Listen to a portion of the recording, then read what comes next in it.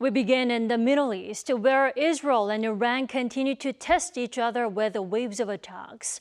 While the two sides appear to be far from meeting halfway, the U.S. is now closing down its embassy in Israel. Our Choi Soo-hyung starts us off. The U.S. Embassy in Israel shuttered its doors on Tuesday local time. On Monday, the embassy announced on its website that it was closing its offices in Jerusalem and Tel Aviv due to the current security situation amid the ongoing conflict between Israel and Iran.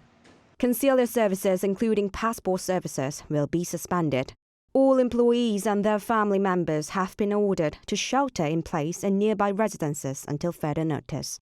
Tensions continue to rise in the Middle East as the Israel-Iran conflict entered its fifth day. Some reports suggest that Israel may even attempt to assassinate Iran's supreme leader Ali Khamenei as part of a plan to overthrow Iran's religious government. We're reshaping the Middle East, which could even lead to major changes in Iran itself. So far in Israel, at least 24 people have been killed and nearly 600 injured since the fighting started. In Iran, more than 224 people have been killed and around 1,400 have been injured. On Monday evening, the Israeli military conducted airstrikes in Iran's capital Tehran, including the state-run IRIB broadcaster and the Islamic Revolutionary Guard Corps headquarters, killing Ali Khamenei, who it identified as Iran's wartime chief of staff. The Israel Defense Forces also announced that they have disabled about 120 of Iran's missile launch sites.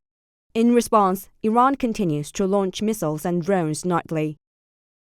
Meanwhile, U.S. President Donald Trump, who was attending the G7 summit in Canada, left the meeting early due to the escalating tensions. President Trump plans to call an emergency National Security Council meeting after returning to Washington. The New York Times reported he may discuss supplying Israel with bunker-busting bombs capable of striking Iran's underground nuclear sites.